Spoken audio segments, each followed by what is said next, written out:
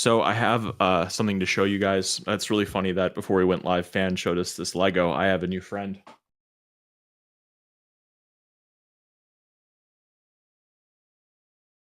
Oh, jeez. Yeah, here I'm gonna see if I can do the motion thing. Here we go. So it's like, Oh, it moves. That's cool. oh, just wait. Here we go.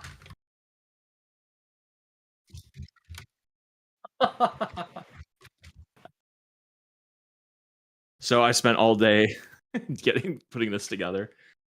Actually, I'm gonna leave it. Yeah, there we go. Yeah, just gotta make sure I don't knock into it because I would probably hit my head against something if I broke it. Anyway.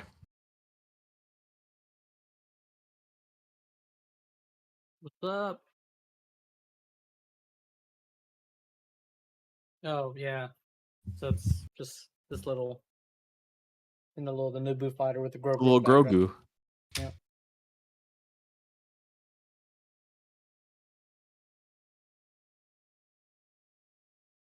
Oh, finally you got it. Good. It's is that Link's Awakening Link, or is that from? Okay. Okay.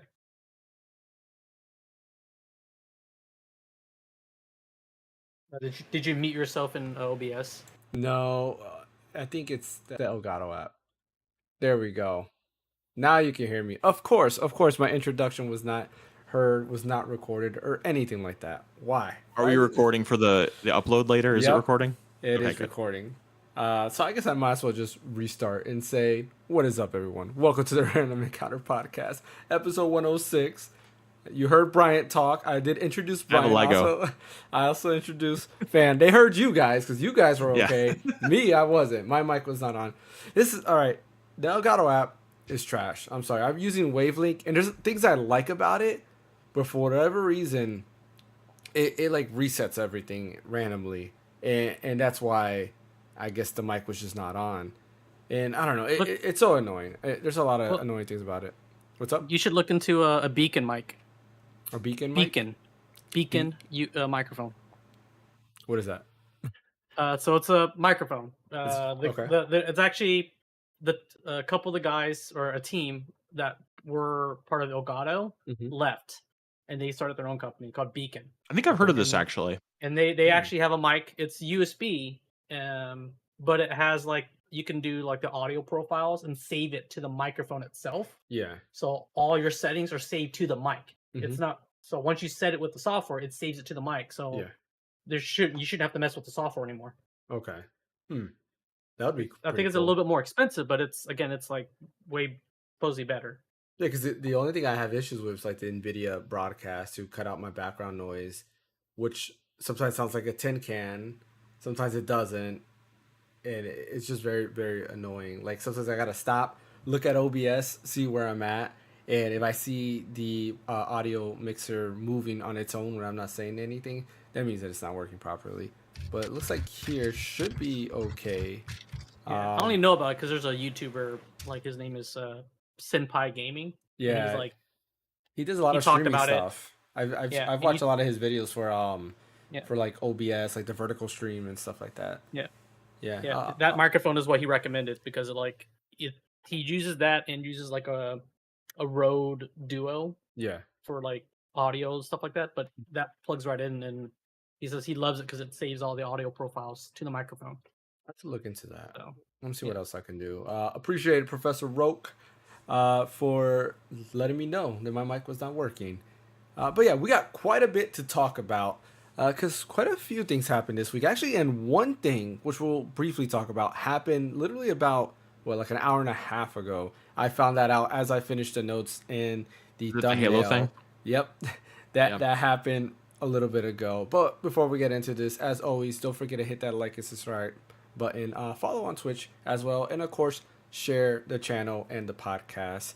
As you know, the more the merrier. They can help us out, hear us out, and all that other good stuff. So let's go ahead and dive in with what we've been playing first. Let's start with Fan. Let's start with you. So I actually got back into playing Ghost of Tsushima. Okay. I've been playing it on my iPhone because I did remote play with the DualSense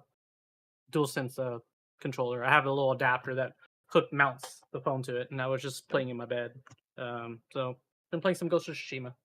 Nice. What about this other game you were playing? Hey, Shu, thank you for the subscription again. You've been playing another game. You mentioned it earlier this week. I think it was this week, right? Yeah, it was this week. Remember, you were having difficulty with north, south, east, west. Oh, freaking Breath of Fire 4!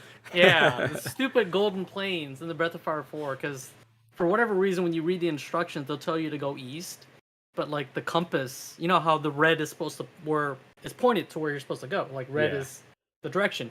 Well, on the screen, it's pointing to the left, which you would assume that's west if it's pointing to the left, right, on the compass. But apparently not. In the game, left means east. So the east and west were flipped, which makes no sense. So I was wandering around for like a good half hour trying to figure out where I was supposed to go. I accidentally found like a temple by mistake, and I was like, man, this is just weird. So I had to like look it up and figure it out. And when I looked it up, I saw how someone was going, and I looked at the compass. I'm like, it's freaking flipped. That made no sense. So you know what that kind of reminds me of? What? I don't know if you ever like watched the Angry Video Game Nerd, but like he did a video on Top Gun for NES, and there was like this landing sequence that he was talking about he could never do because like I just said like I gotta stop it because the console that the jet is like the console that the jet has all like the instrumentations and stuff like that.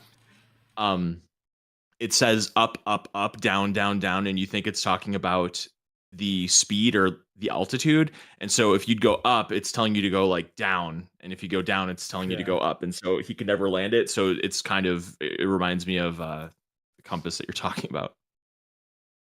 Yeah, the Golden Plains was annoying. Like even replaying it after originally beating it or replaying it recently, I was like confused because I remember, okay, you follow the birds, it'll take you towards the temple, and then you move a little bit more, east to that basically, and then it takes you to where you need to go, and then that's how you find who you're supposed to be looking for and stuff. And you're at the part that Breath of Fire starts picking up. Like from there, it's just like full steam ahead.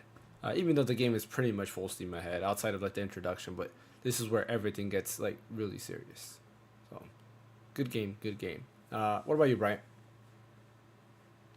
I'm still playing The Legend of Zelda: Echoes of Wisdom. I Same. beat the Zora Temple and the Guru Temple, or I don't know if you call them temples or dungeons or whatever. And then I also beat the Hyrule Castle level dungeon or whatever. And it's kind of cool. Zelda gets a new outfit after you beat it. It looks much better than the hood that she wears. So I'm enjoying it. I have found a couple of critiques for it. One being that, and I think I might have mentioned this last week, the whole thing about the hit points when you summon other monsters and how you can't directly command them to hit. And it doesn't bother me too much sometimes, but it does bother me a lot other times when the enemies take 100 hits and you have to just like sit there and watch as it slowly chips away the damage. And it's just, this isn't fun to just watch it. And I just feel like some of the not the side quests, but the sequence of events that you have to do before you're able to get to the dungeon, the Zora dungeon, the Gerudo dungeon, the Hyrule Castle dungeon. There are these steps you have to do, and they can be kind of long and not necessarily super engaging. I still am enjoying it. I still am enjoying it a lot more than I thought. I also find that the difficulty is really uneven, and I find that that's very much because of how little hit points the enemies hit other enemies for, and also the fact that some enemies just like knock off 4 hit points on you like immediately.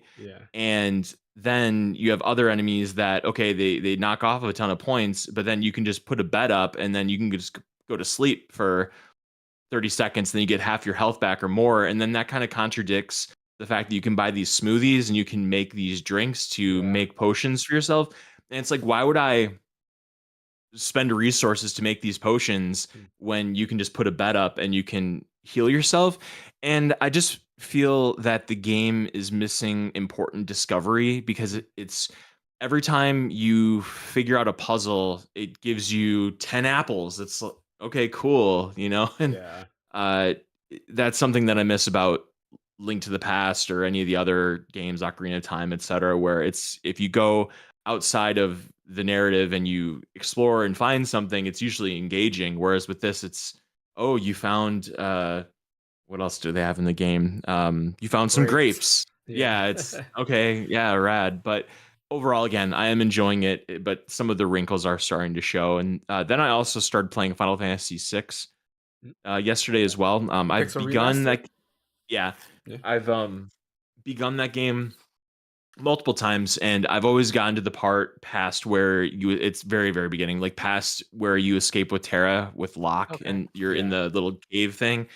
And I never, like, I always beat that, but I can never really, something always comes up and I never get past it. But I really want to get through it because I just hear so many amazing things about Final Fantasy VI and how it's such a good game. One of the, I need to do it. And so I really am going to try to make an effort to do that. But it's just kind of on top of the fact that I'm also playing Warhammer Space Marine 2, Warhammer 40k Space Marine 2. That's a game that I really wish I had somebody to play co-op with, because it's really engaging and fun and in the single player sense. And I can only imagine that when you're playing it with multiple people, it's it's a bunch of fun. It's only three people. What'd you say? The co-op, isn't it only 3 teams of 3? I'm not sure. That sounds right, though, because I think your squad is 3 people, but I don't know if that extends to the multiplayer as well if you're doing co-op, but it would make sense if it did. But even so, it's really fun. It's kind of like if you took Dark Souls mixed with Gears of War, mixed with I had a third game, I can't think of what it is, but it has like some melee stuff of like Dark Souls, but then it also has like Gears of War, shooting and stuff, and it's just it kind of, there's some Dynasty Warriors in there too. I'll throw that in as well, because you get like a bunch of enemies that are swarming around, and it's very fun to just knock off a bunch of enemies and throw a grenade and you just watch an explosion and stuff like that of enemy parts. So yeah, those are the things that I'm mainly playing, and enjoying everything. Gotcha. Well, like you, I am playing also Echoes of Wisdom, and I agree with Echoes of Wisdom. There's something that a lot of people, I've been seeing it a lot on Twitter or X. We still call it Twitter here, so if you don't like it, get used to it. There's a lot of things I've been seeing, and that's it. Like, a lot of people are saying this is the best 2D Zelda game ever. I think that is 100% false. No. Like, this is in no way, shape, or form the best 2D Zelda game ever. I still think Link to the Past or Link's Awakening or even the Oracle games are still higher than this. That being said, like, even if this technically was the worst 2D Zelda game, which I don't think, I still think it's better than OG Zelda or even Zelda 2. Zelda 2. Yeah, I think it's still better than those 2 games. It's still a very good Zelda game. Like, I do enjoy it, but I agree, like, before each dungeon, it's like, again, filler between there. It's like, some of the things you have to do to actually get to the dungeon is kind of like, okay, it's world building, right? To see like, oh, there's a few between River Zoro and the Sea Zoro, and how do you fix that and all that other stuff, and it's stuff like that I get it, but it does kind of drag, and then you're like, all right, I just want to get to the point. Like, let me get to this dungeon already. Let me go ahead and do this, and I agree. I'm in Hyrule Castle right now, and I haven't played since Monday. Mainly because this week I've just been busy with stuff. I did the video, did a couple videos, and then I decided not to upload the other 2 videos, and I just did that one video, and a couple of other things. So like, I'm hopefully maybe tonight I'm gonna play some more and continue with that. Outside of that, like, wait, real quick on the Echoes of Wisdom thing with the Zora, that storyline I actually found kind of interesting because it marries the River Zelda from Link to the Past with the like Ocean Zelda from Ocarina of Time, and so I thought that was kind of interesting. I never really thought of how they look different, but they totally do. It's interesting. I was very annoyed by all the questing that had to be done to do the Gerudo dungeon, how you had to like go to this part, kill these enemies over here, and then you had to deliver some smoothie to these people over here, and then you had to go back and do that. And it's like, okay, let's move on, shall we? That one was, luckily I already had the smoothie and everything because I stocked up on like every smoothie I can do. So I did everything there, and I already had all the pieces I needed. So when I went to each point, it was like, okay, I just had to do whatever they wanted me to do. But still, like, is like at the point, it's like I just want to get to the dungeon, get to the fun part. And when you do get to the dungeons, I think the dungeons are done well done. Like, I think they're really, really good. The 2D segments and the bosses too. And the bosses are great too. And the 2D segments, I really like. Like, me too. Link's Awakening had it, but I feel there's definitely a lot more of those 2D side-scrolling segments. Oh, absolutely. In this, and I think they're done great. Like, it's a nice, not a twist, but a nice breakup. I guess you could say like breakup. Yeah, it just makes it feel fresh like every time because you're not just doing that isometric, novelty, top-down view. Yeah, it's really good. I really like those things. So outside of like those minor complaints, it's still an amazing game. But the more I play this game, the more I want a Link to the Past remake in this style. And I think part of it's because part of it's because I would prefer them to redo Oracle's series first. The Oracle series first. Yeah, because I think Link to the Past is too serious for this art style. I think fans said the Oracle games and Link's Awakening have more of like a whimsical kind of thing going, whereas Link to the Past is very dark and kind of realistic. I mean, you do go to the dark world. Exactly. You know? Yeah, I can see that. Yeah, I definitely What other art style? I guess like what other art style would you want to use then for Link to the Past? I guess I would have to make some new original art style. But yeah, Oracle games would be fine too because I love the Oracle games and I wouldn't mind having those there as well as remakes. But like for me, it's mainly because I'm seeing this world and I guess semi spoilers for those who haven't played it, but it's been all over Twitter and everything out there, so I don't think I'm really spoiling it. But the map is, and you saw it through the trailers. The map is literally Link to the Past map, but expanded, which is very cool. And all the Link to the Past Easter eggs that I'm seeing are pretty awesome. So, yeah, that's pretty much all I've been playing. And then my RG Cube. Link to the Past is my favorite 2D game. Is my favorite 2D Zelda game, or actually my favorite Zelda game entirely is Link to the Past. So I love the homages that they have to the original map from Link to the Past in this.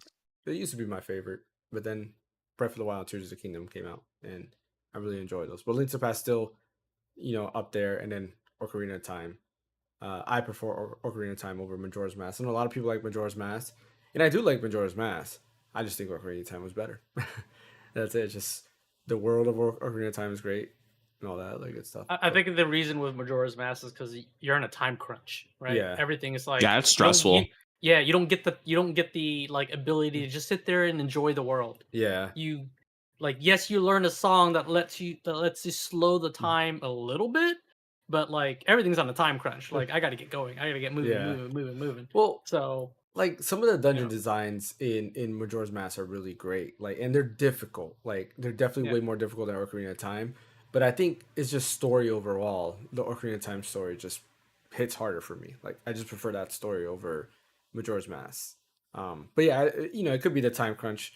A lot of people might like that they're put to this time limit to do that, which makes speedrunning fun and all that other stuff. I just like how dark Majora's Mask is. Yeah, I like that too. Like how dark and gritty it is, and how it's like a remix, right? They're using basically the same characters in Ocarina of Time, but they all have different lives in Termina, this new world. But overall, yeah, I still like Ocarina of Time better. But yeah, anyways, that's all I've been playing. Excuse me. Excuse me. I've also been playing my RG Cube. Played a little bit of Pokemon Pinball, which I've been playing a lot. I don't know why, but that's a good time killer game. Excuse me, I don't know what's up with my throat. Let me get a water. You guys want to say something while I get some water? Yeah, I'll carry on. Let's all talk about James. Well, I mean, James. there's some other stuff. Like, what was it? Today I was doing. I actually bought this like GameSir telescopic controller. Nice. How do you like it? And I was, it's not bad. I was actually using it with my iPhone. Because since emulation is so cool on iPhone now, but I had the Delta emulator running on it, and I was playing some like DS games. Because since the iPhone is such a long screen, you can have two, the side by side screens Yeah. work pretty well. I think it worked well for Pokemon because some DS games you kind of want that vertical, but with Pokemon doing its landscape actually worked pretty well. Well, I mean, the human eyes are horizontal, so it would kind of make more sense from Yeah. a Well, no, just like utilitarian point of some view. DS games, like they use the top and bottom as like Yeah. the top like flows down to the bottom screen. Oh yeah, then how Yeah. does that work? Then does that work okay? Well, I would then at that point I would just play the iPhone in portrait mode. Oh, Like I would portrait mode, literally yeah, just right. play in portrait mode, Yeah. and I'd pair it up with a controller at that point. I've been like doing a lot of experimenting, like I mean, just like even like using this whole like mount thing, and then I slapped on a portable screen, and then I made an impromptu like 3DS. That's pretty cool. Because like it was fun just trying to figure it out. I didn't want to like pay for the guy that's like came up with that idea. I'm sure other people have came up with these ideas before too. So I figured I just make my own mock-up and like try it out myself, and I kind of like it better. That's cool. Yeah, that's the one thing that kind of sucks, like especially now, which we're gonna get to emulation a little bit later, but it's emulating like things like DS and 3DS. It's you can't get the perfect experience. You kind of need a DS or a 3DS because it's very hard because of the screens. If you play a game that has the touchscreen, you really depend on the stylus because it's not like the touchscreens we have nowadays where they're easy to use with your fingers. The DS touchscreen was not that great. Like you pretty much really had to use the stylus to go ahead and touch anything, or else like it wouldn't register. And then 3DS, very similar. Less games really relied on that bottom screen in terms of touch. Minus like Ocarina of Time, where you had the 2 extra slots to easily go ahead and swap out or use your items. But outside of that, like it's still you don't get that perfect experience on most handhelds, which is why I like the RG Cube. It is a 1x1 display, so the size of the displays are not that bad. Lime 3DS just did an update where you can now manually adjust the screen sizes. So now you can actually adjust this so that the 3DS takes up the full like top screen, and then you can have the bottom screen just a little bit smaller, which is kind of cool. But let's go ahead and start talking about some of the smaller news that we got going on. Starting off with Silent Hill 2. Silent Hill 2 is getting some good reviews right now, and it's funny because when this game was announced, everybody was hating on Blooper Team, and I have no clue why. Because the first time I heard Blooper Team was going ahead and doing this game, I'm like, they're not bad. Like the medium, or is it median or medium? Medium. Medium. Okay, the medium was pretty good. Like I enjoyed it when it came out on the Series X. I played it day one, and it was really good. I enjoyed it. I was like, okay, it felt like a Silent Hill game minus zero combat. But You know what it is? Mm-hmm. It's just because the medium isn't the caliber of Silent Hill 2. That's probably what people were scared of, is because the medium, maybe it is a fun game in of itself, but you'd figure you'd give a major game like Silent Hill 2 to a more experienced team like a Blue Point or something like that. Yeah. So that's probably what people were worried about, but continue. Yeah, I mean, I think that might be it, but it's just weird, and it has to go with this thing that I tell you. There's like this, I don't want to say echo chamber, but it's like this hype. I call it hype culture. It's where something new is announced, and people get either hyped positively or negatively, and they're either I agree. everybody follows suit without creating their own opinion or really like understanding and like kind of analyzing like, okay, this possibly could be good. Most people are just like, oh yeah, it's Blooper Team, and then they heard it from somebody else, so then everybody jumps in on that hype train, or the reverse. Like I'm like also with Echoes of Wisdom, everybody's like, oh, this is the best 2D Zelda game ever, and I was like, man, have you gone ahead and played like older Zelda games, or is this your first Zelda game and you're saying that? Like, come on, like there's no way this is better than Link to the Past. To me, that's still something that's very, very hard to beat. But going with Silent Hill 2, like, I'm glad it's getting positive reviews. It looks great. I do want to get it. Unfortunately, I won't be picking it up. It is available already. I just don't have, the funds to get that right now. Yeah, I want to grab it too, but I'm in the middle of so many other things. I know that by the time I get it, it'll just be like on sale somewhere. Yeah, and Sparking Zero comes out next week too, which Who knows? It comes out on the day that the hurricane comes over here. So who knows what would be happening with that. But I'm glad to see Silent Hill 2 is doing great. Makes me also happy for Metal Gear Solid Delta, which it's not Blooper Team doing it, but I think Konami kind of knows what they're doing in terms of what fans want from these franchises or remakes from these franchises. So pretty happy about that. Halo, or Microsoft rather, announced the Halo project, or Halo Project Foundry is announced, which is basically them going back to like their roots, kind of like remembering, I guess, how good Halo was, and then trying to move on from there and create something new with Halo. They are no longer 343 Studios either. They are now called the Halo Studio, and it looks like they basically show off that they're going to start using Unreal Engine 5, as well as they're hiring. And it basically looks like it's just a reel to kind of get people to get hired. And, some of the stuff that they were discussing in that video, I'm not sure if you two saw the video, but some of the stuff they were discussing in that video was kind of like, yeah, they kind of know that with Infinite, they didn't do too hot, and they kind of want to look back at the history of the franchise and go from there to see how they can expand and, make newer experiences.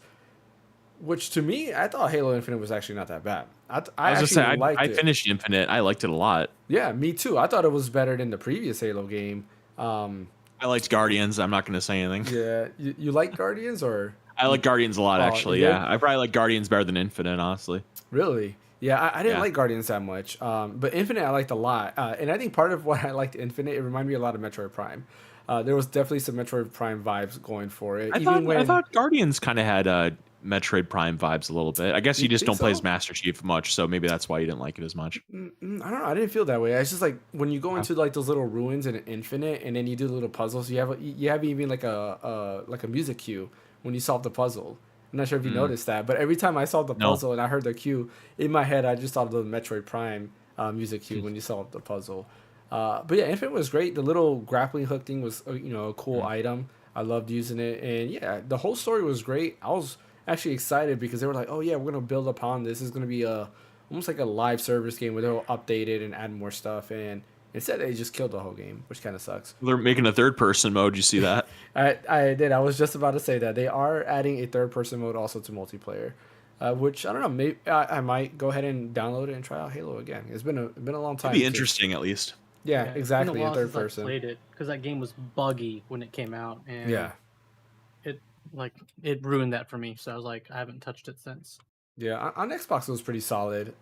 Maybe on PC, yeah, because we did a couple streams actually when the channel started. We did a few streams of Halo Infinite, and it was fun.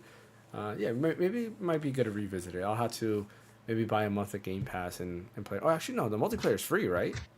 Yeah, the Yeah, multiplayer is it's free. free. Okay, yeah, so I don't even have to worry about Game Pass. So never mind that. But yeah, that's pretty much the bit of small news. There was one more, and I forgot to write it because I completely forgot what it was. Because I saw the Halo news, like, oh wow, let me look at this video. So, but if I think about it during the podcast, we'll go ahead and talk about that. But let's talk about Nintendo. Nintendo has fully killed Switch emulation. Ryujinx is no more. The final original, I would say, Switch emulator is no more. They are finally gone. And originally, the way the story broke out was there was a post saying that Nintendo, or rather the developers of Ryujinx, made a deal with Nintendo. And people were thinking that Nintendo went up to them and kind of like said like, oh yeah, here's some money. If you stop the project, we're going to pay you this much. And I'm pretty sure that's not the case, because then another report was like, no, they got DMCA'd and their GitHub was shut down, and it actually showed up on GitHub that that's exactly what happened. So the deal was basically Nintendo's coming up to you like, hey, either put this down or we'll probably sue you to oblivion. That was their two choices. That is the deal that the Ryujinx developers made. It was not to get sued. So unfortunate for that, Ryujinx is no more. Wish Ash was actually here, because I know he would have had some thoughts to say about this. But a lot of people are upset about that, and I just kind of want to see what your guys' opinion is on, just Ryujinx being no more, and like Switch emulation itself almost being like impossible, I guess you could say. Impossible in the terms not that it can be done, because we know it can be done, but more that you create a Switch emulator, Nintendo's probably going to go after you. Fan, let's start with you. I mean, the only reason people are like doing like the Switch emulator. It's just I think it's because of the hardware, right? A lot of the games don't run great on the hardware. It runs good, just not great. Yeah. And so running an emulator, brute forcing the performance of the PC lets, people have a better experience with Nintendo, games. I'm fine with Nintendo games the way it is on the Switch. I'll deal with all the bugs and whatnot because unfortunately that was their decision with the hardware that they made. I mean, it sucks. But, it's a current platform that's still available. So when you're trying to emulate a current platform that's still available, there's some grays, but it's gonna get closer to that other area where like maybe this isn't legal, Yeah. I guess. I mean it's different with like an NES or SNES or or Wii U for that matter. PS or Wii U. I know a Wii U is kind of a sore subject. With another YouTuber, I guess we'll get to in a little bit. Yep. But like those platforms are like no longer available.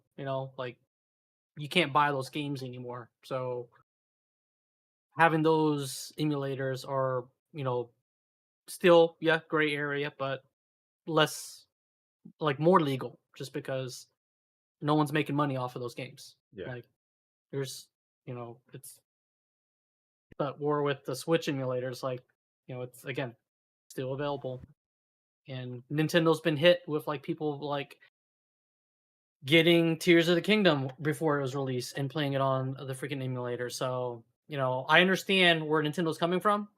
This is their business, and they're just trying to like hammer down these holes as best as they can. It sucks for the team, but at the end of the day, they do have to kind of understand that this is a moral gray area leaning towards less legal than legal. Yeah. What about you, Bryant? I'm against Switch emulation 100%. Anything that's still available now, I think that developers and publishers and everybody that's due their cash should get it because it's available now, and entertainment isn't free, and that you should have to pay for it. And these people that download emulators and play these games that are available, and they just like, no, I'm just gonna go download it and play it for free. I'm not down with that at all. As Fan was saying, when you start talking about things that companies can't make money off of anymore, I think it starts getting a little bit more forgivable. But for stuff that you can buy off the shelf right now, and I know that there's an argument, well, on PC you can play it and it'll be 60 frames per second and it'll look better. It's like, I'm okay with it looking the way it is. I like having an official piece of hardware running an official software that it's made for, and it just feels better as opposed to trying to jury rig something to make it work on PC and put all the thumbtacks and band-aids together to make a really pretty product that you got for free. I'd rather play the official thing on the official thing, and that's just kind of how I look at it. Gotcha. And pay for it. Yeah. Yeah, no, like when it comes to me, like in my stance, and I've said it a couple times in my video, I'm fine using the Nintendo Switch to play the games natively there. I'm not against Nintendo Switch emulation. Like I understand like people are like, like I'm okay with people buying the game, and then going ahead and play it on like another piece of hardware because they want better. As long as they're buying the game, because I agree with Bryant, the developers and the people who worked hard to make these games, they definitely deserve their money, right? Especially if you're gonna get that. I'm against piracy altogether, mainly when it comes to games that are no longer available, right? So the Switch is an ongoing device, and if you have the money, you should definitely buy the games and play the games that way. You shouldn't just go ahead and download the game and be like, oh yeah, I just pirated Breath of the Wild and I played it and stuff like that. Like definitely, I'm not a fan of that stuff. Every time I hear somebody say that, I'm like, you shouldn't do that. You should buy a Switch and play the game on the hardware, or at least buy the game itself. But when it comes to stuff that's like not available, I mentioned I have the RG Cube, and I have a bunch of other emulator handhelds coming in there. Like that, in my opinion, should be totally different, which we will get in a bit. We'll get into that in a bit. So as far as Ryujinx being no more, like It is kind of sad, but I feel that once Nintendo moves on from the Switch stuff, I think that these Switch emulators will come back. Yeah, exactly. Yeah. People are still going to work up in the background, and I think these things will go in. Nintendo moves to the next thing. And I think this also gives a high clue, which I feel it was confirmed already, that the new Switch will play OG Switch games. And at that, part of me that I have a theory is that the new Switch, a lot of people were speculating too, the new Switch will definitely upgrade a lot of these older games, which would be nice because people, right, they use Ryujinx and Yuzu and all that stuff. They use that because they wanted to play, Breath of the Wild in 60 FPS or something like that. Well, now I feel, to me at least, this is kind of confirming that because from what I understand, Ryujinx had nothing that was taken from Nintendo. All of it was original code, which is why they were kind of like DMCA proof.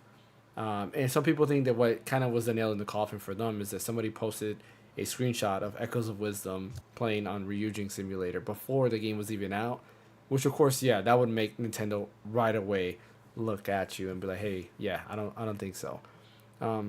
It is kind of people are playing Tears of the Kingdom ahead of time too. Yeah, on Yuzu. Yeah, no, it was on Yuzu, and that's why that was the big reason why they went after Yuzu and a bunch of other stuff. There's some stuff that none of us know, but there's a rumor there's some other things that Nintendo knew about, which is why Yuzu kind of went ahead and cut it out.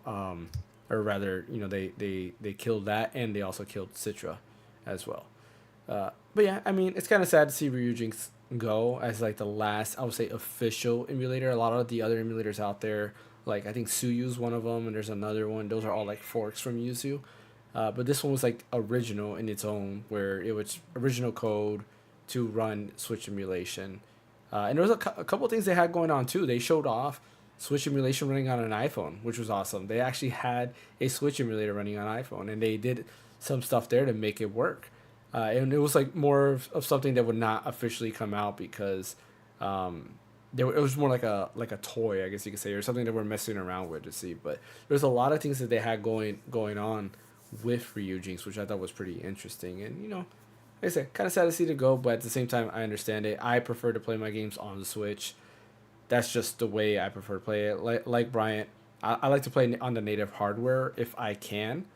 I think the only thing that I'm not playing on the native hardware is the 3DS, and that's mainly because like the 3DS is not comfortable in my hands at all. So it is not ergonomic at all, man. No. My hand cramps so much. So I've been playing. Why I'm like, using the ROG Ally and stuff. Yeah, for me, I've been using the RG Cube for that because it is hard to hold that. I mean, the Switch is hard to hold too.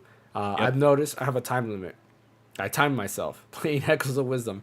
An hour and a half is my time limit. I can only do Echoes of Wisdom in handheld an hour and a half before my hand's cramped up. And this is me laying down. Like, I'm pretty sure if I'm sitting up and it's down here, it might be better.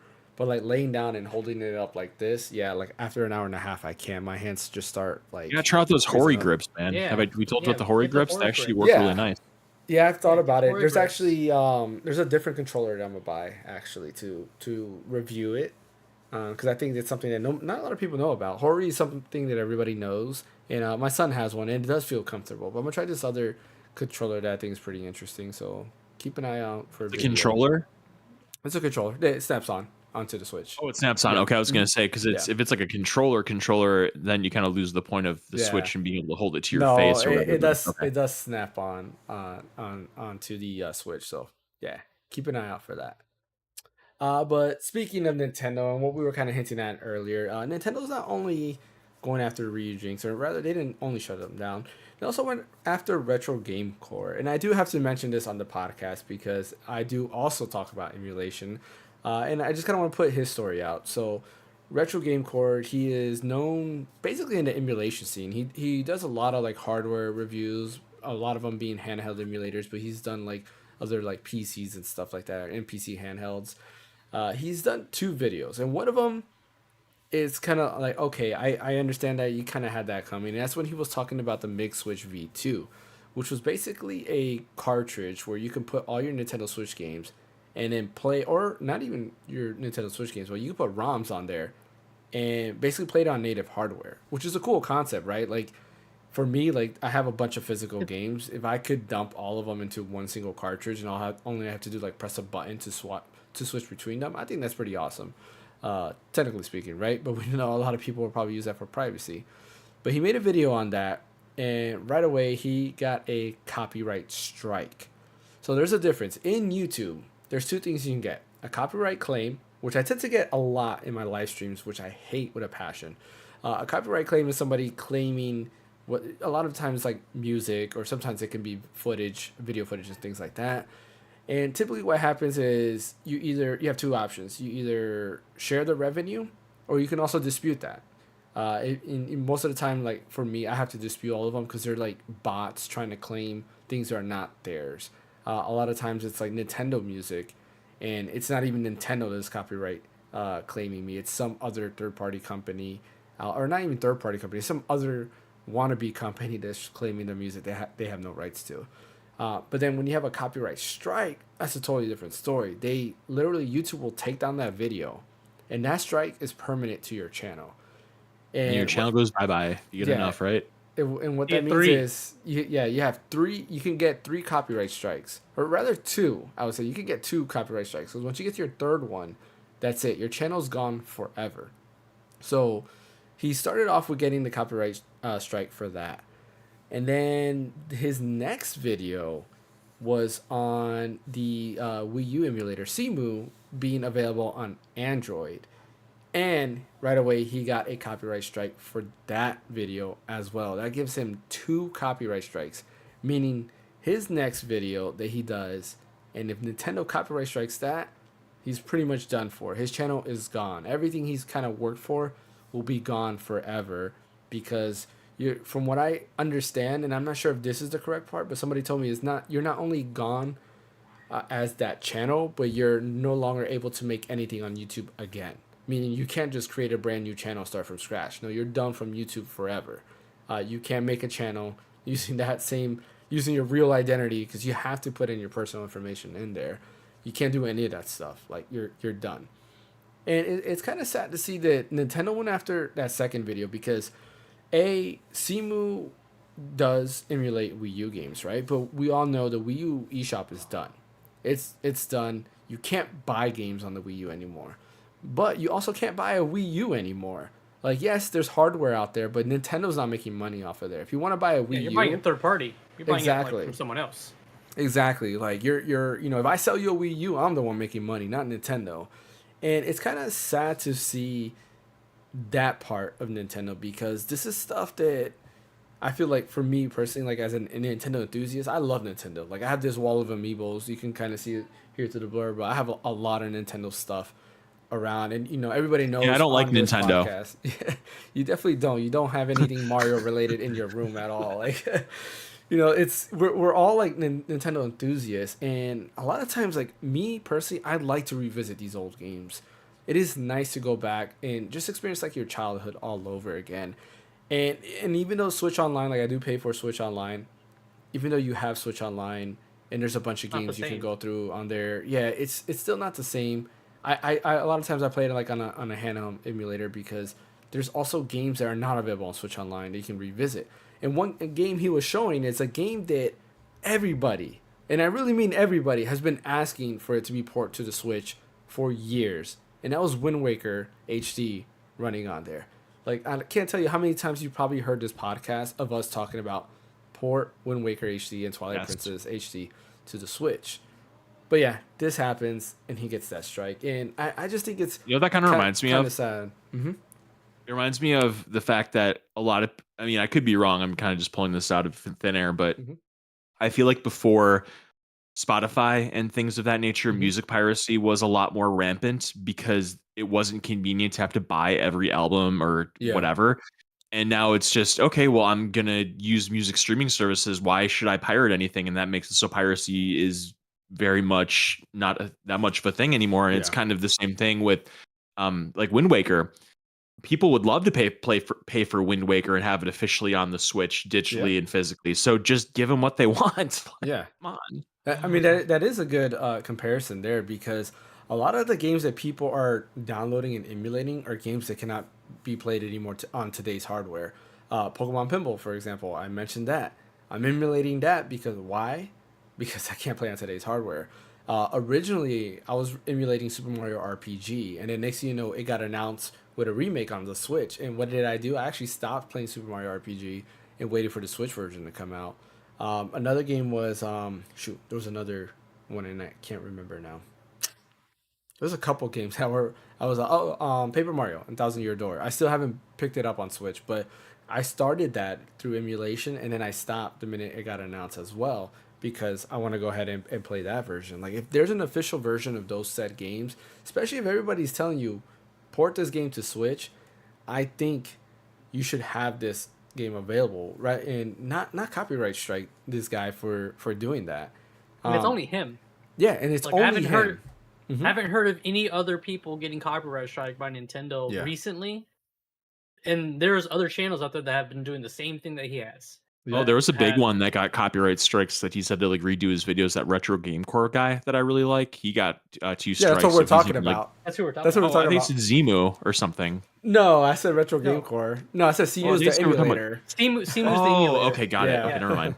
Yeah, but no, it's only his channel. Like, I haven't heard of any other YouTube channel that have been showing the exact same videos as him, the Mig Switch, CMU on Android. Like, there's other channels doing the exact same thing, but he's the only one that I've actually been hearing about that have been getting copyright strikes. Yeah.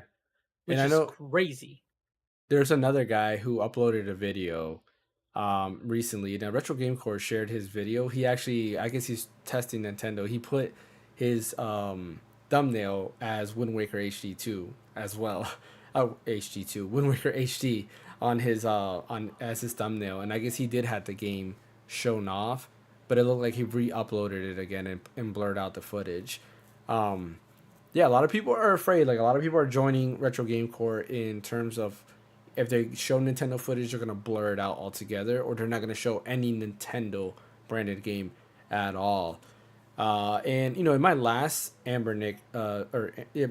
last RGQ video I did, for that video, I didn't purposely not show a Nintendo game, but I didn't show any Nintendo game at all. I was actually showing more Dreamcast and other stuff, mainly because I always show Nintendo games, so I wanted to show different variety. But I will say this, like, in my video, I probably will continue to show Nintendo games and see where it goes from there. Like, if I get one copyright strike, then I'll push away from that. But I don't want this to be a thing that everybody stops showing this stuff, because I feel that it's just too much going on there. And honestly, these are games that are just not available yet. I won't be showing off Cemu on Android. I probably won't do that, but I'll be showing off still, like, GameCube games or Wii games or anything to that nature for sure. But it's kind of sad to see. Any last thoughts on this topic, Fan or Bryant? Nope. I had a thought, but then I forgot. Gotcha. Tends to happen. Yeah, sad to see this, but if you're a fan of emulation, definitely give Retro Game Core a subscribe. Check out his videos. And support. Yeah, he's really good. Where you can. Yeah, really good stuff and everything. If you're not into emulation itself, I mean, check out his ROG Ally reviews and all his other stuff too that he's done. Really good stuff. Very in depth. Yeah, I was gonna say that he's very in depth. Like, his videos are long. Yeah, they're like an hour. Almost. Sometimes they're like 45 minutes minimum most of the time. 2 hours. Exactly. And they're more in depth. Like, I try when I did my like RGQ, I did not want to definitely go his route because he goes like super in depth. I try to be more like beginners focused and kind of give you as much information as you can know within 20 minutes. Without like information overload, and try to get to the point as much as possible as I can. So definitely, check out his channel. Really cool stuff that he has going on there. Yeah. All right, and our final topic of the day, it's about Ubisoft. Interesting rumor with Ubisoft. Actually, a couple of rumors that popped up. First one, which is the main one that I think that a lot of us, kind of read, is that it seems that Ubisoft is possibly looking to get bought out. And the rumor is that they're looking to Tencent to buy them out. Which, I don't want to happen, because Tencent is mainly known for mobile games, right? And this will probably make Ubisoft a mobile game company rather than a AAA. I mean, I say probably speculative, right? They can definitely change that, but that's something that I personally don't want to do. And then they also put out a statement, and I'm not sure if it's like a legit statement, but I saw some people posting it that Ubisoft is blaming basically people for not buying their games, saying that it's all this like political stuff and things like that. But when it comes to that, like, I don't think that's the case. I just think it's the case that your quality Your of games life have been the same for like the last like 10 years. Well, that and like quality of life seems to get worse and worse. Like there's glitches happening upon everything. Like to me, I thought Assassin's Creed Mirage was a great direction to what I like as Assassin's Creed because Valhalla was way too big for me. Like I played maybe 30 hours, maybe 45 hours, and after that it's like I'm done. Like I've already played the game. I kind of know what this is about. I'm good. If I want to see anything, I'll watch the ending. But a lot of people are just like tired of these giant experiences, especially when it feels the same. Like playing Valhalla felt like playing Odyssey. It was very similar. And then Mirage was nice because it took us back to where Assassin's Creed was a little bit more simpler, but also more condensed and just in my opinion more fun. But then you have Star Wars Outlaws, which to me I was still I was very excited for. And then gameplay comes out and there's a lot of quality of life issues. They had like glitches of like them trying to like grab a stormtrooper, and the stormtrooper's not even being grabbed, or like they're trying to sneak around and they just like somehow like teleport to the other side of the map and all that stuff, which is something that Ubisoft has issues with before. But I feel like that's like I don't know. I think they're blaming it on the wrong thing. A lot of us have been saying, go back to your roots, and I don't think they care about that stuff. Like there's times where if you see you're going one direction and people are not liking that direction, then maybe you gotta take a step back and look at, okay, what did I do that people really liked our games, and how can I bring them back to that style? Or here's a better advice: just make another Splinter Cell. Like how many times have people been asking for another Splinter Cell? It's like companies don't like to listen to their fans, which is very common. If they were to make another Splinter Cell, I'm pretty sure people would be happy and purchase that. Because right now we got no stealth like games. Metal Gear's not being made. I mean, technically we got Delta, right? But that's a remake. That doesn't count. Isn't Outlaws kind of a stealth game? What is it? Outlaws? Star Wars Outlaws? Yeah, I thought it was. Not really. It's an open world. I don't know what you would call it, but I wouldn't really call it like there's stealth mechanics, right? Kind of like Uncharted. You wouldn't call Uncharted a stealth game, but you can go ahead and do stealth actions and stuff like that. Outlaws is pretty much like that.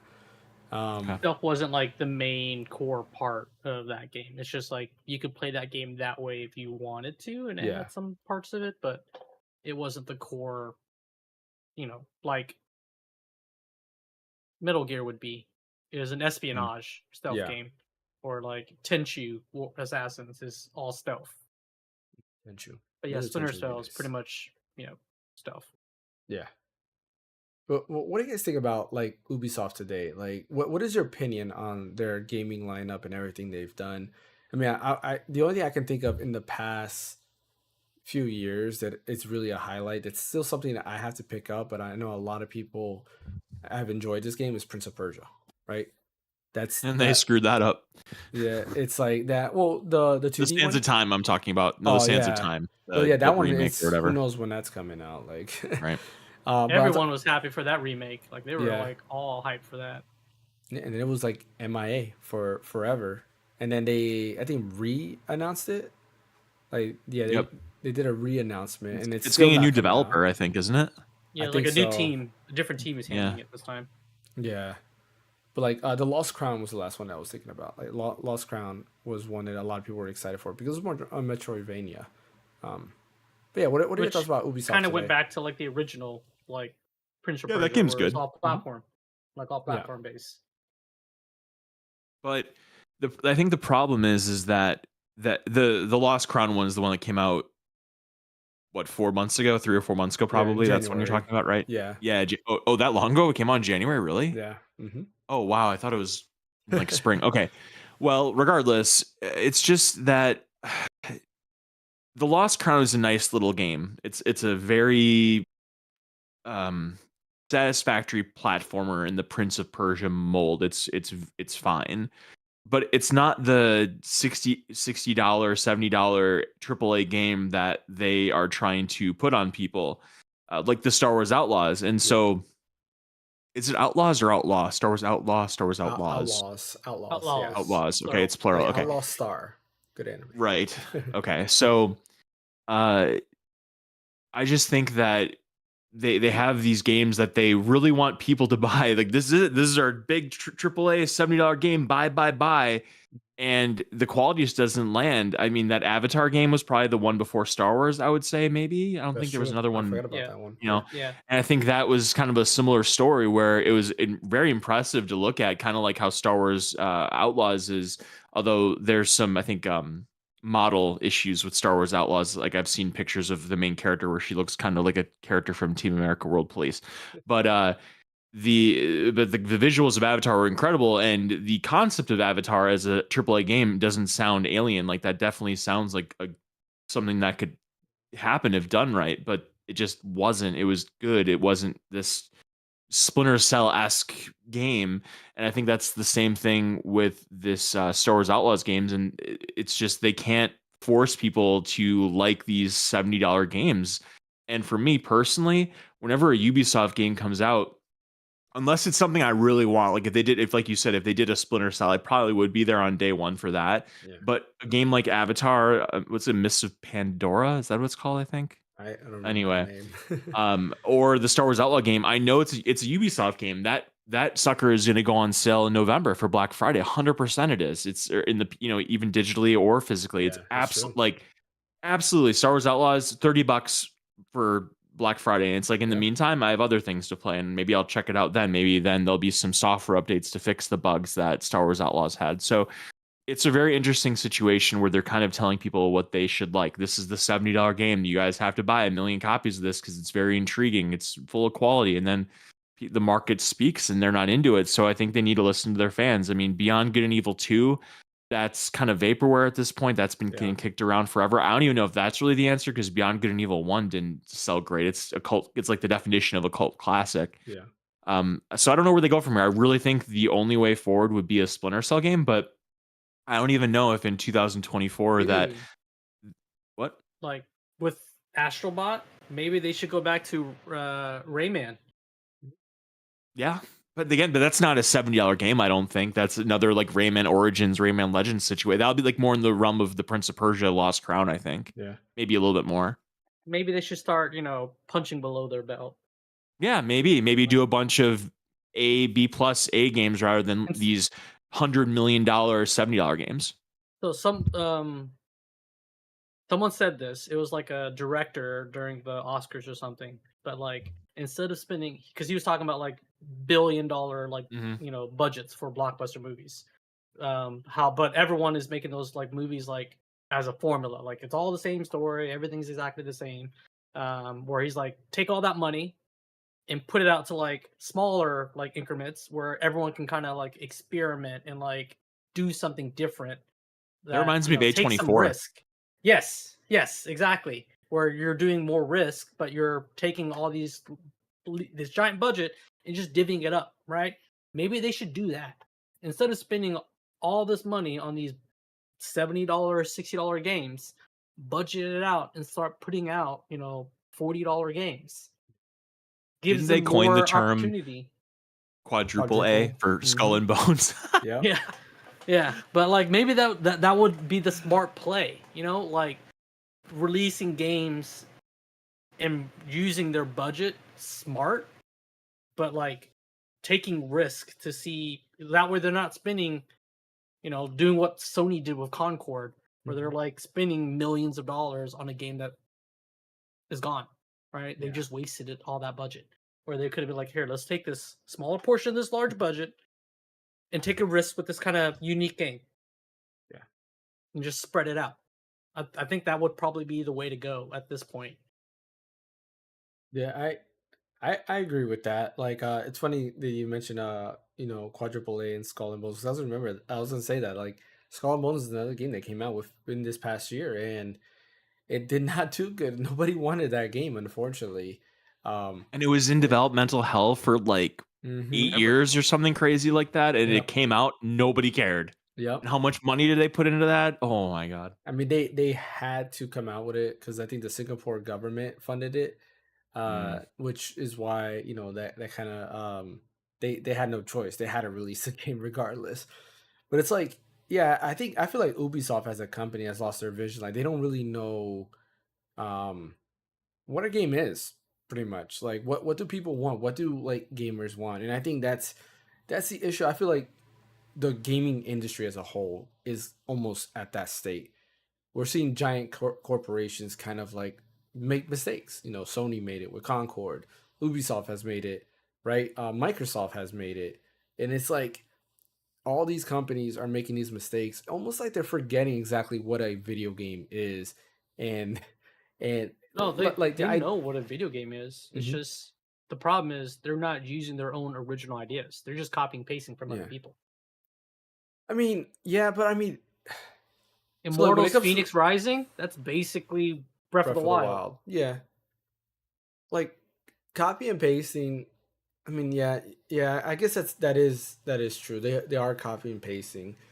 Like borrowing ideas from other people, like I don't think it's a bad thing. But like I don't know, it's a point of fun. Like you can copy and paste something, but that doesn't necessarily make it fun.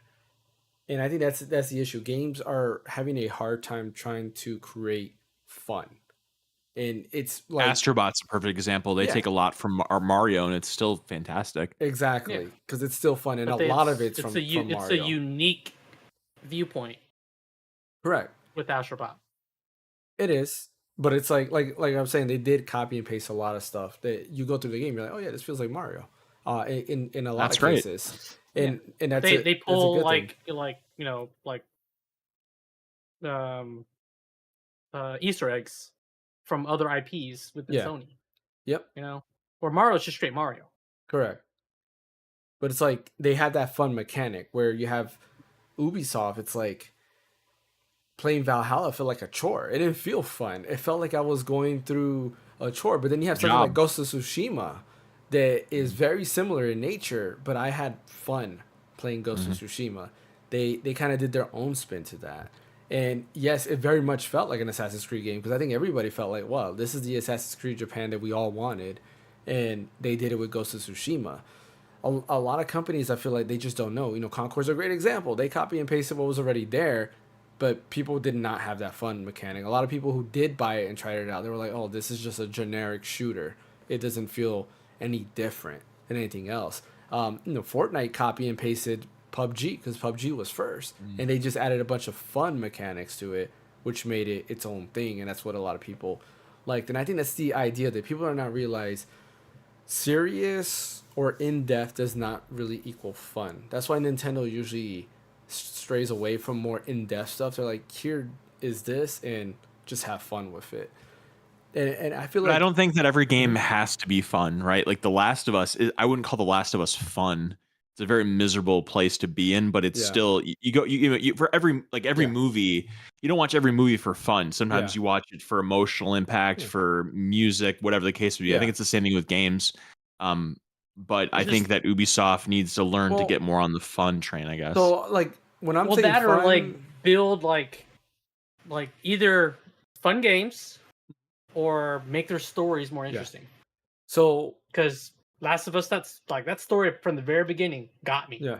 Yeah. Like I was like, but so when I mean fun, and I'm saying like fun as in like Kirby, Happy Go Lucky, that like fun could also be like if a story is interesting, it's fun. You get entertained, right? You're right away in there because you're enjoying that. Where there could be like Valhalla, for example. Like the story was just kind of like whatever the case might be there. Where Ghost of Tsushima has an entertaining story, right? It's not fun that you're destroying all these people, but it's like it was a fun experience because the story was great. The mechanics behind the game itself was also great. Assassin's Creed Origins was another great example that I did enjoy it. That's the last great Ubisoft, Assassin's Creed game was Origins. And that was a fun experience. That was an amazing experience. What's up? I said that was a while ago. Yeah, that was a long time. Xbox One era. That was actually no. It came out after Breath of the Wild, like a year after, or maybe that same year, something like that. I know it was around there because they actually delayed it, and then they added some Breath of the Wild mechanics to it. Fun story. But yeah, like I feel like that's what I mean by fun. It's stuff like that. I'm not saying add a Kirby-esque, element to every single game because that would make no sense. Like have Last of Us have Kirby in it. Well, actually that'd be kind of scary. Kirby chasing you. Like imagine that yeah, exactly, trying to suck you up. That'd be crazy, man, actually. Maybe they should do a collab. But anyways, yeah, I don't know. I feel like AAA gaming is kind of like stuck outside of certain things like Street Fighter. Like Capcom seems to be doing great. They kind of know what everybody wants. I mean, honestly, Capcom's a great example of somebody who lost their way and came back because they had Resident Evil 5, which people were kind of. It was like, it's a decent co-op experience, but that's it. And then they had Resident Evil 6, and then they also put out a bunch of other bad games in between there, like Revelations 2, and a couple of other stuff. Everybody was like, what is up with And 7 Capcom? came out, and that was the Renaissance. Yeah, and like Street Fighter 5 is a great example. Street Fighter 5 sucked. They like did all these bad and poor decisions. And then 7 came out, and then everything else just changed after that. They started going back to their roots, and now look at Capcom. They listened to their fans. They got Capcom Fighting Collection 2, Marvel vs. Capcom Fighting Collection. They got like all these things that fans have been wanting for years. They're bringing that back. Resident Evil 2 remake, Resident Evil 3 remake, even though they could have done better with Resident Evil 3 remake, but we got Resident Evil 4 remake and so forth.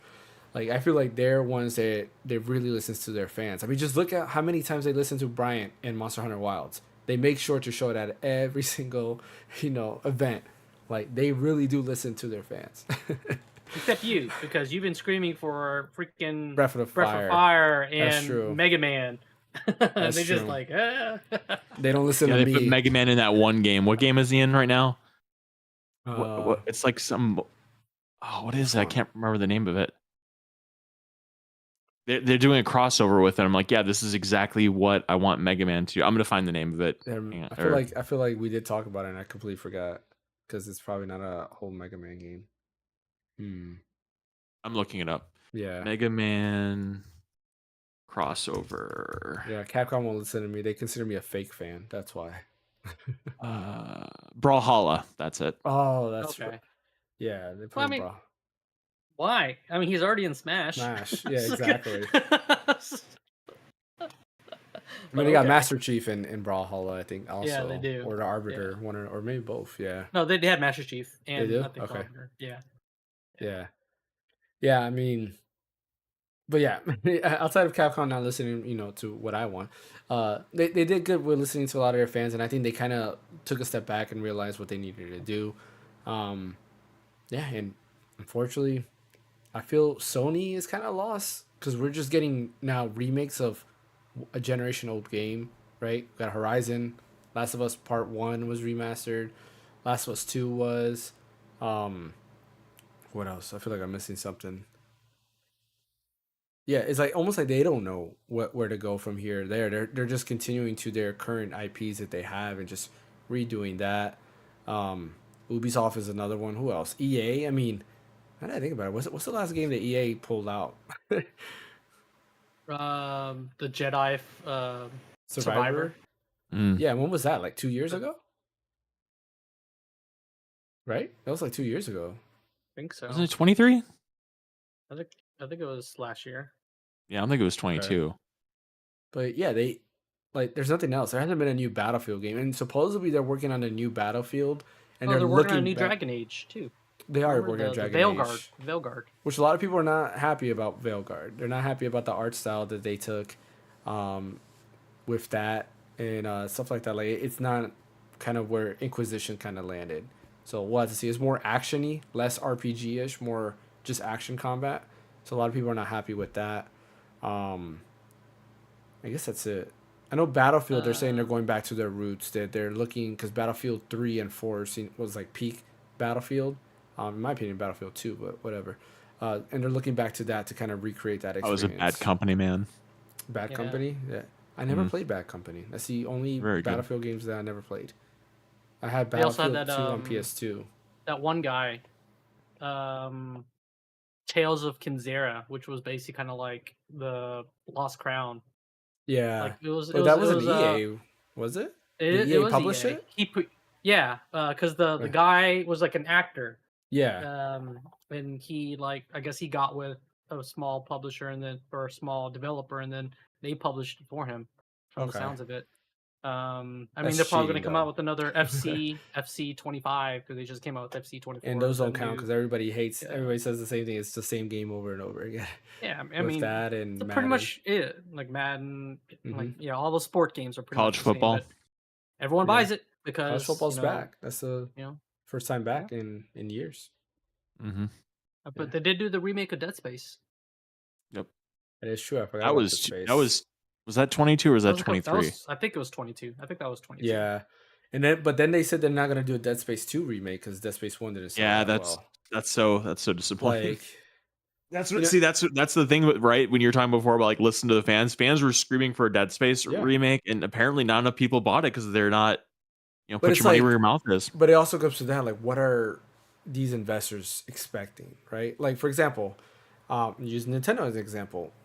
Pikmin sold, I forgot how many, like, million copies, but it was like, I think single digit copies. Pikmin 4, and to them that was a success. Where, Dead Space remake maybe sold, I don't know. I actually want to know how much it sold. 2 million. 10 million? 2 million? 2 Okay. million. Did you look it up already? Yeah. All right. Oh, wow. How much Look it did up. Pikmin sell?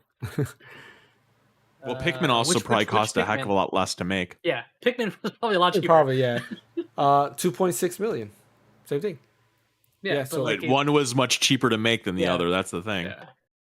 Yeah, I mean, I guess so, but it's like, I don't know, like what are devs expecting? Like, how much did Resident Evil 4 sell? I guess that would be a good comparison. Because I just looked up Dead Space remake development costs, and it said Yeah. 30 million. Resident Evil 4 remake sold 7 million. 7 million. And to them, that was a success. I mean, that is 3 times more, right? Well, and this is as of now. Yeah. This is current numbers, actually. Yeah. Because in December 31st of 2023, it was 6.48 million. So that's still 6.5 million. Yeah, so like, that's... And it cost them less than, it says about 10 to 15 million to make. So how the heck did Dead So- Space cost 30 million then? Because you have to figure, like, if they do any type of, like, advertising and stuff like that, they put that into the budget. So any type of merchant advertising, like, any of that stuff gets put into the budget. So same thing with movies. So when they do movies and movies get budgeted, they figure in, like, when actors go on tour and do interviews, all that stuff is part of the development budget. Does Dead So I Space assume they had like some advertising and whatnot. I mean, there are ads running on freaking Steam for the longest time for that game Well, I too. So they mean- probably had to pay for some of that. But like Capcom, I'm pretty sure did the same thing because there was ads everywhere for Resident Evil 4, and they had a huge marketing campaign. And according to this, actually, October 26, 2023, it was at 5.5 million copies. So, what were you saying about Dead Space, Bryant? does Dead Space run the remake? Does it run on Unreal? I don't know. Because I was going to say there's probably some cost associated to that as opposed to Resident Evil, which runs on the RE engine. So That's true. Frostbite engine. It says it runs on Frostbite. okay, so that's EA's own thing. Own So I guess engine, that's yeah. kind of tit for tat Yeah. then, because the Resident Evil thing runs on the RE engine, and that's a Capcom in-house engine, I believe. So Yeah. I mean, I don't know, man. Like, when it comes to this Oh, stuff, it says the remake was rebuilt on the Frostbite engine, so they had to remake the entire game with a whole new Okay. engine. Resident Evil 4 had to, same thing. There was no RE engine back then. And they even added stuff to it where Dead Space was just a 1-for-1 remake. So, I mean, I don't know. Like, stuff like that, I don't know what to hear. What's up, MP Sensei? Welcome to the podcast. Am I playing Maybe there's Sparking Zero tomorrow? I didn't know- pre-order it, unfortunately.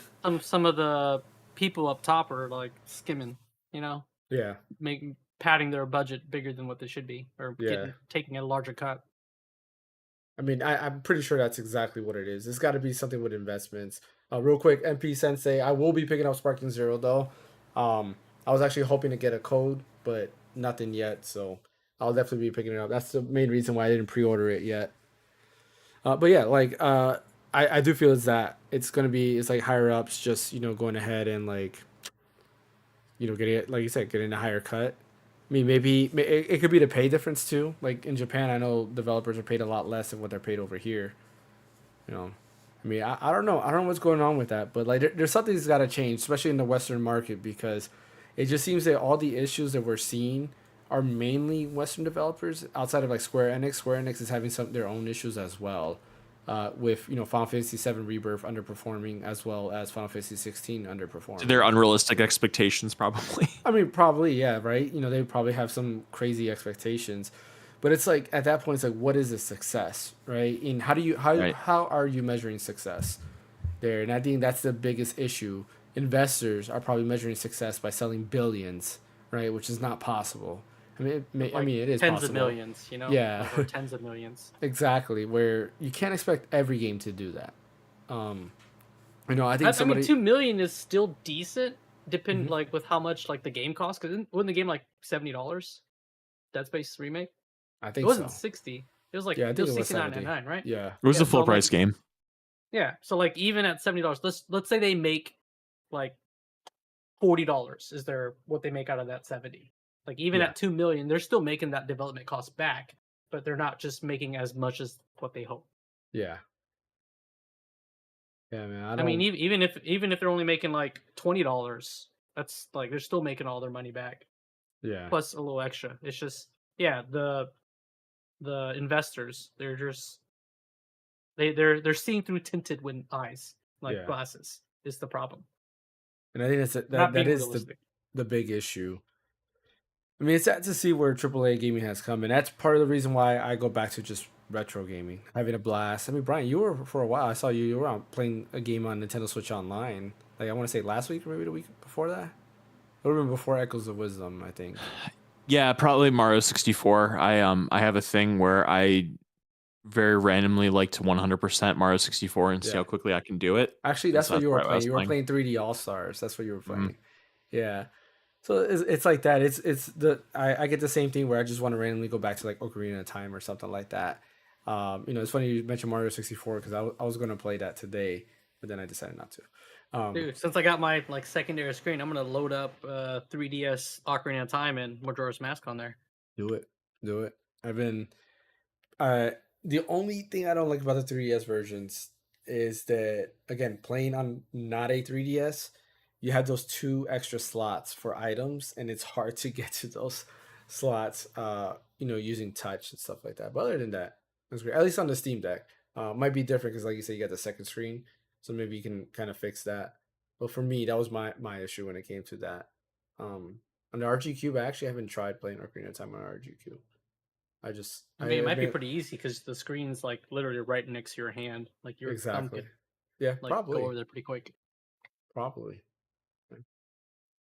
But that is it for our topic. So we'll see what happens with Ubisoft. I mean, I don't know. In my opinion, I think the future's not really bright for AAA gaming currently. Mainly game developers on the West, and we got to kind of see where it goes because I'm sad, especially when I look at Square Enix and saying they're not going to focus on these HD remakes and smaller projects like Visions of Mana apparently didn't sell too well, which I'm part of the problem. I really was excited for Visions of Mana and I didn't get to buy the game, but unfortunately it's like I had choices. I pick up all these games or I buy all these devices for the channel. And, I wonder if unfortunately I had to choose just between the two. timing is also going to be a thing. Like if they're releasing these games in a smart way, Yeah. or at a smart time. Yeah. I mean that's It's like- true, but I feel like Rebirth, Like the game for was example, released the game was released like Visions of Mana was released how long ago? yeah, it was in Like, August. a couple weeks ago, August. Yeah, like end of August, so about a month A ago. lot of people aren't buying too much stuff during that time because it's like back to school. Like Yeah, things are going on for that. Like I wonder if they should have just like, waited. yeah, how you release a game, when you release a game could make or break the game. But So- I felt like June for Final Fantasy 16 was great. It's a great month. But nothing's And- going on. That's why. Yeah, but it That's why. didn't sell Nothing's well. going on. But it didn't sell well, right? February for Final Fantasy VII Rebirth. A great month. Didn't sell well. Right? You have games like Elden Ring. After holidays, so everyone's already spent their money. Yeah. Like Rebirth, I feel like has less of an excuse for Square Enix's projections being bad, because it's just take what remakes was and lessen that, cut that down, because nobody's gonna play Rebirth without playing remake first. If you do that, you are a very interesting person. I mean, yeah, you have to play remake to understand Rebirth. That is true. It's not a game that you can just jump in there and understand the story. But I felt like that was a good month. But it was also crowded because you had Like a Dragon, Infinite. That's what I'm saying. Like Persona so 3 many Reload. things are going Infinite on. Wealth. Yeah, or Infinite Wealth. Yeah. Persona 3 Reload, and there was something else that came out around that time that I can't remember. I think it's just timing. Like Yeah. when you release the game, timing, like that could also play a factor into it too. Yeah. Because you're competing with all the other games that are going to be coming out around that same time. Yeah. I mean, yeah, I don't know, man. Like when it comes to that, I don't know what to say, because I guess we just gotta wait and see what's gonna happen with these companies, and hopefully we don't get another video game crash. In the video game crash, if a crash ever came, I feel like would only affect mainly Western developers. I would say for the most part, I feel like Japanese developers would be fine because Capcom seems to be doing well. Nintendo is definitely doing well. Square Enix not too hot. Who else? Bandai Namco. I mean, Sparking Zero was number one on multiple sales charts. So like as of right now, they're doing well with that, and of course they've also published Elden Ring, so they're doing well with Elden Ring as well. So like they've been doing too. I mean, they've got to be doing well because they pull out no nonsense games like crazy. They do millions of arena fighters, anime games, all these other games that don't sell millions, but like you have like the Taiko, what's it called, the drumming game. Like they have licensed music all on there, and they have like a new one almost, I feel like, every year or every other year. So they got to be doing. But those games, those type of games are big in Japan. Like they have like the arcades with those whole things. Yeah. So like they found their market. They know. But they also come out over here too, though, and I'm pretty sure they don't sell nowhere near as good. Like I did play the one that was on Apple Arcade, because it had a good lineup of music. It had the Neon Genesis Evangelion opening. It had the Demon Slayer opening.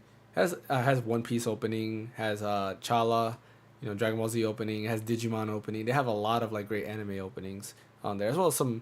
Doesn't it have something from Your Name too? I think it does. It has Your Name. They even have like Let It Go from Frozen. They have stuff like that on there as well. They had quite a big lineup of stuff, and that's licensed music, so you have to pay for all of that. It's not something that's cheap. So I don't know. We'll see what happens with these companies. Any last thoughts or any last words before we end the podcast? No, I don't think so. No. We're good. Yeah, Sparking Zero comes out this week. I will try. Not promising. I will try my best to go ahead and get a copy, so I can definitely play that. I'm excited for that game, and I was hoping to get it day one, but as of right now, no promises, because we got over here in Florida, we got a hurricane heading, especially where I live, heading directly to us. So we gotta be on the lookout for that, and hopefully everything works out fine. I also don't want to promise a group stream this week as well because of the hurricane as well. Depending on what happens there, I can't promise a video. Sorry, James. Can't promise a group. I think we have to talk about priorities. Yeah, can't promise pretty much anything happening this week. So if you don't see me streaming on Thursday, Friday, or if you don't see the podcast on Sunday, then more than likely it's because the hurricane wasn't that good to us, unfortunately. So yeah, that's all I can say when it comes to that. But anyways, thanks for watching. As always, don't forget to hit that like and subscribe button. Goal is by the end of the year to hit 2,000 subscribers. Very long stretch goal, but hey, if we do it, we do it. If we don't, we don't. But yeah, whatever it is, it is. Share the channel. That does help out a lot as well. Check out my RG Cube video that I put out this week, an updated video at that, where I just kind of give my thoughts on the RG Cube and kind of the experience I had having the RG Cube for a couple months, technically speaking. As far as my other handhelds go, I don't know when I'm gonna get the Retroid Pocket again, because now of this hurricane, I'm pretty sure delivery is all gonna be delayed. as well as the Neo Pocket Micro. So who knows when we'll get this, but yeah, I will try to do a video and get that up as soon as possible so I can do this before the bad weather hits us. Also, don't forget to follow on Twitch. We do simultaneously stream on Thursday, Friday, and don't forget the podcast now is Sundays at 9 p.m. Van, where can I catch you at? Yeah, you can catch me on Twitter /X, YouTube, and Twitch at Phaneckswhy. What about you, Bryant? On Twitter, red_so_deep. All right. And as always, you can catch me right here at the Random Encounter. My name is James. Thank you, Fan. Thank you, Bryant. We'll catch you guys next time.